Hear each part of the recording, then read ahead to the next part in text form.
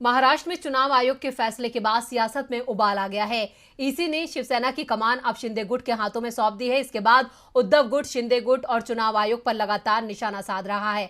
उद्धव गुट ने अपने गुट के नेताओं से मुलाकात के बाद बीजेपी और शिंदे गुट पर जमकर भड़ास निकाली। साथ ही एक बार फिर पार्टी की मजबूती का दम भी भरा। महाराष्ट्र में जब से उद्धव ठाकरे की सरकार गई है तब से उनके दिन अच्छे नहीं चल रहे हैं।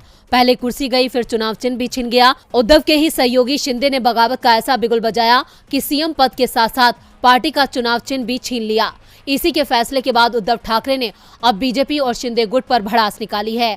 मातोश्री के बाहर जुटे समर्थकों को संबोधित करते हुए उद्धव ने कहा कि चुनाव आयोग ने अगर गुलामी की है तो मैं यही कहूंगा कि उनको चुनाव चिन्ह चाहिए, पार्टी का नाम चाहिए, लेकिन बाला साहब ठाकरे का परिवार नहीं चाहिए। इसके साथ ही उन्होंने प्रधानमंत्री नरेंद्र मोदी पर निशाना साधा।